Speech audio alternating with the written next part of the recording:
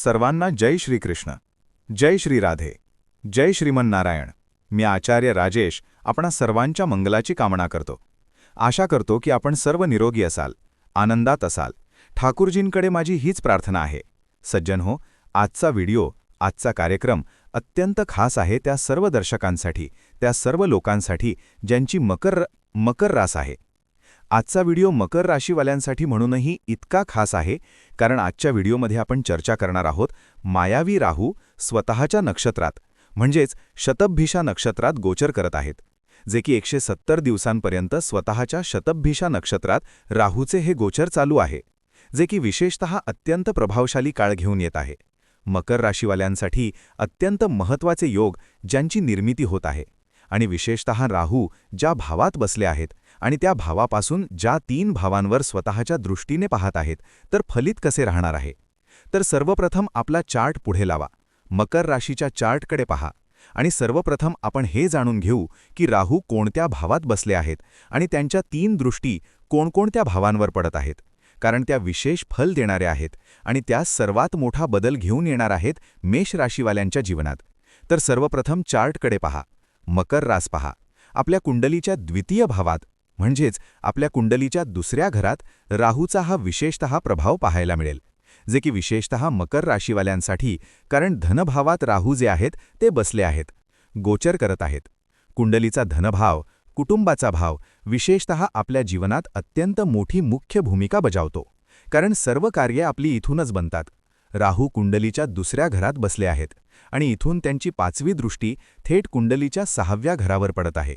त्यानंतर राहूची सप्तम दृष्टी थेट कुंडलीच्या 8म भावावर पडत आहे आणि राहूची 9म दृष्टी थेट कर्मभूमीवर म्हणजेच 10म भाव राज्य भावावर पडत आहे. या राहूच्या 3 दृष्टी आहेत. विशेषतः पहा, राहू कुंडलीच्या दुसऱ्या घरात मल्टिपल देतात, म्हणजेच राहूकडे केवळ मस्तक आहे. लक्षात ठेवा, म्हणजेच मल्टिपल राहूचा विचार करण्याचा मार्ग, काम करण्याचा मार्ग सर्वात वेगळा आहे. अनेक लोक याला मायाजाल देखील म्हणतात, पण राहूमध्ये ती खूबी आहे की कार्य कोणत्या प्रकारे करायचे, मल्टिपल. पण यामध्ये सर्वात मोठी पाहण्यासारखी गोष्ट आहे की येथे धनाचा भाव आहे. तर म्हणजेच राहू येथे मल्टिपल करेल, पण आपले मन या प्रकारे देखील राहू शकते की आपले उत्पन्न लवकरात लवकर कसे वाढवायचे. मग ते व्यवसायाच्या क्षेत्रात असो आणि विशेषतः भूमिका देखील राहील. व्यवसायाच्या क्षेत्रात, नोकरीच्या क्षेत्रात, काही ना काही तांत्रिक क्षेत्रात राहू या प्रकारे कार्य करताना दिसतील की आपल्याला वाटेल की मी एकाच वेळी अनेक कार्य करत आहे आणि त्यात यशही मिळत आहे आणि धनाची प्राप्तीही होत आहे. याचबरोबर राहूची 5म दृष्टी कुंडलीच्या 6व्या घरावर पडत आहे. कुंडलीचा 6वं घर 3 गोष्टींचं प्रतिनिधित्व करतो. खूप लक्ष देऊन ऐका. हा 6वा घर कुंडलीचा अत्यंत महत्त्वाचा असतो. रोग, रिपू, ऋण या 3 गोष्टी येथे मुख्यत्वे पाहिल्या जातात. पहा, जर काही रोग चालू होता, आधीव्याधी चालू होती, तर त्यामध्ये तुम्हाला दिसेल की त्यामध्ये तुम्हाला एक यश मिळेल. आरोग्याबाबत तुमच्यासाठी एक चांगली गुड न्यूज असू शकते. दुसरे यात पाहण्यासारखे आहे की काही ऋण चालू होते, तर यामध्ये मी विशेषतः विनंती करेन की जे कोणी ट्रेडिंग करत असतील किंवा शेअर मार्केटमध्ये इन्व्हेस्ट करत असतील, तर थोड्याशा अधिक प्रमाणात धनाची गुंतवणूक करू नका. तिसरे हे असते रोग, रिपू आणि ऋण. शत्रूचा भाव. शत्रू पराभूत होतील, तुमची विजय होईल. या प्रकारे येथे राहूच्या दृष्टीचा विशेषतः प्रभाव पाहिला गेला आहे. येथून राहूची 7म दृष्टी थेट कुंडलीच्या 8म भावात पडते. पुरातत्व क्षेत्रात, रिसर्चिंग, जे लोक रिसर्चिंग करत आहेत, मेडिकल लाईनमध्ये असो किंवा डॉक्टरीच्या लाईनमध्ये असो किंवा आध्यात्मिक लाईनमध्ये असो, जे रिसर्चिंग करत आहेत, त्यांना साधना, तंत्रसाधनेच्या रूपात किंवा मेडिकलमध्ये रिसर्चिंगच्या रूपात काही ना काही गुप्त ज्ञान, चांगले ज्ञान, काही ना काही डीपली ज्ञान राहू प्राप्त करून देतो. याचबरोबर विशेषतः राहूची 9म दृष्टी जी थेट कुंडलीच्या पडते 10म भावावर.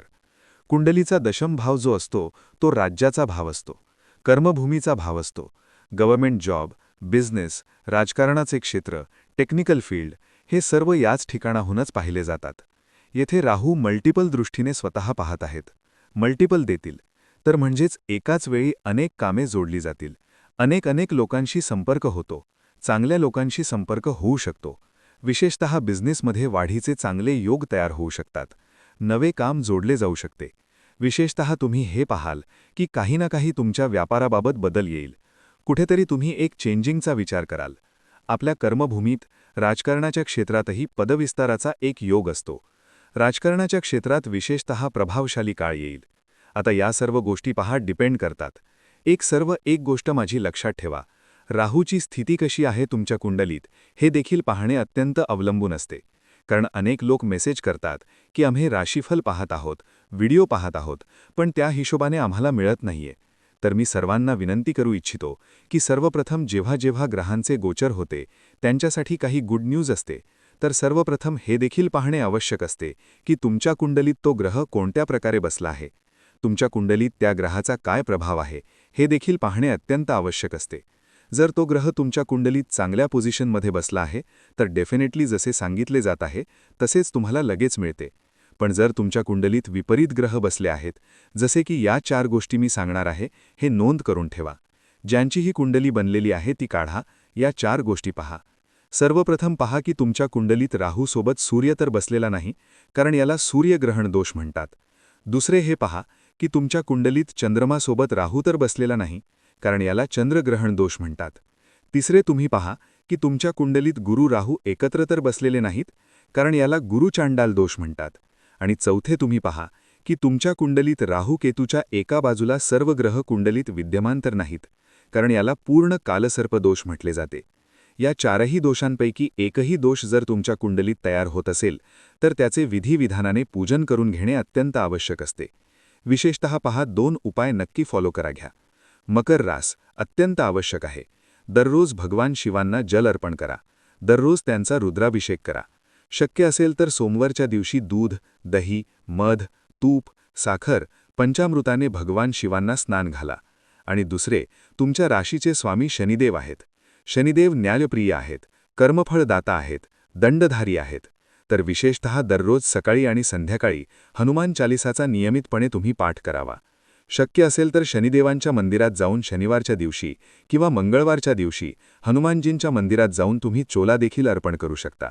हे देखील तुमच्यासाठी अत्यंत आवश्यक राहील. आणि यशासाठी जो संघर्ष जीवनात चालू आहे तो बढ्याच अंशी दूर करण्यासाठी हे एक यशाचे सूचक ठरेल. आशा करतो माझी गोष्ट तुम्हाला समजली असेल. तोपर्यंतसाठी जोडलेले रहा मित्रांनो. भेटूया पुढच्या व्हिडिओमध्ये. जय श्रीकृष्ण, जय श्री राधे.